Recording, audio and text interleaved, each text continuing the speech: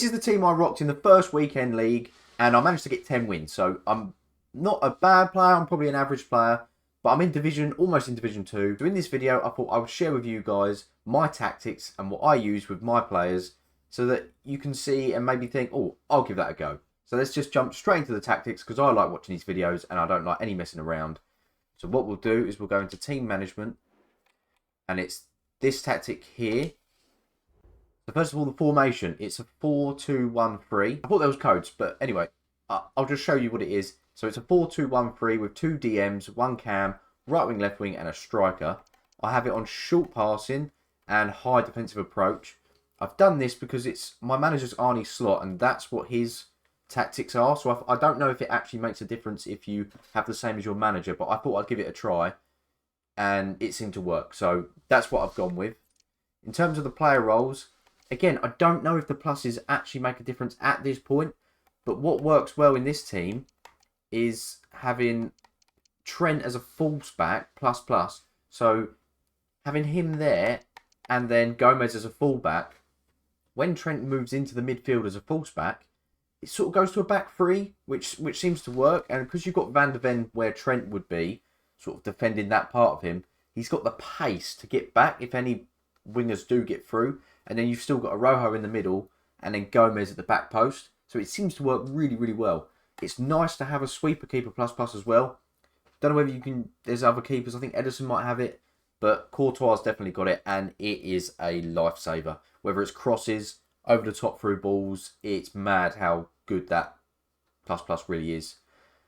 In terms of your CDMs, you're going to want a holding CDM. And Bryce has got the holding plus. He is perfect for this role. He doesn't set you back much coins. So if you can, get Rice in your team.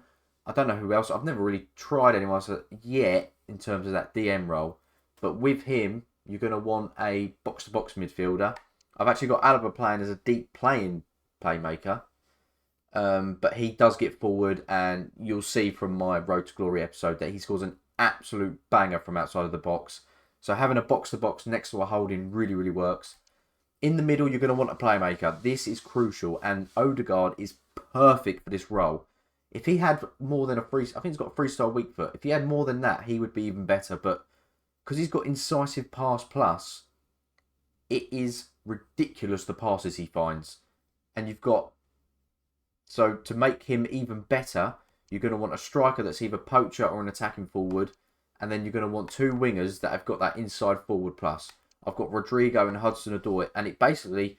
I'll win the ball back. I'm quite counter-attacking. You're running up the pitch. Give it to Odegaard. You've got 3 players that are all running at the... If I've only got 4 at the back, the gaps are going to come. And Odegaard just finds the passes. It is ridiculous. And when you're doing your assignments, I didn't realise at first. I was told by a friend. But you think, oh, it's just a right corner, left corner, penalties and all that. Make sure you scroll down and you can pick which players are where for the corner. So for me, I want my target middle man in the middle of the box is Darwin Núñez.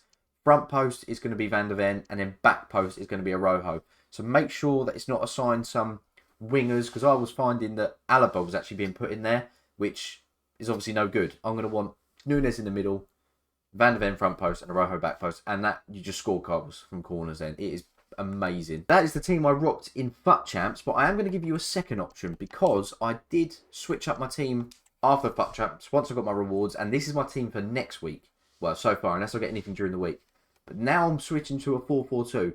I don't prefer this at the moment, but it does give me a second option. So if we go into the tactic, again, I've stuck 4-4-2 flat. I've stuck this one on counter, which I think might be why I'm struggling with it. I do like the short passing and defensive approach high. I really like this as well. But this one, because I've got now a bit faster left back and right back, I can have them both as fullbacks because they can move in and out really quick. And Alaba with the plus, he can come in as like a third midfielder. And the amount of passes he puts through is crazy. Again, you want a sweeper keeper. It is really important to have a sweeper keeper. 2 defenders are on defender plus.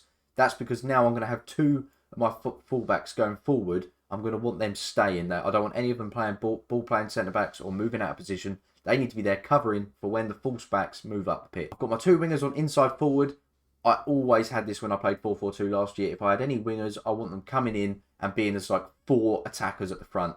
I don't want them too wide. They can go wide if they want to with my own control, because I've got two beastie guys in the middle.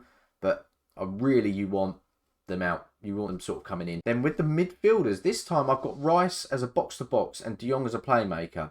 Now, if you have one of these, say Rice as a stay back in this position, you're going to be very isolated in that middle of the park, especially if the two outsides don't come in. And with only De Jong being in there, even as a playmaker plus, it's not quite good. So having Rice as a box-to-box to get up the pitch, he's got the legs to do it. He comes back to defend, he gets up there, and he helps De Jong to be able to make chances for Haaland and Nunes, which I've got one on Poacher and one on advance forward, and that seems to work. It seems to be one of them will come short to grab the ball, or one of them when he's knocking it on, the other one's running in behind. It seems to work really, really well. So that's my second tactic. Give them a go if you like. Again, you need to be wary of what players you've got. I don't know if pluses and pluses are actually crucial at this stage. It's still, you know, we're in the teething stage of this EAFC so far, but I'm sure once we know for sure, the tactics are going to be flying out. So if this is helpful and you did get anything out of this, make sure you drop it a like, make sure you subscribe, and I'll see you guys in the next one.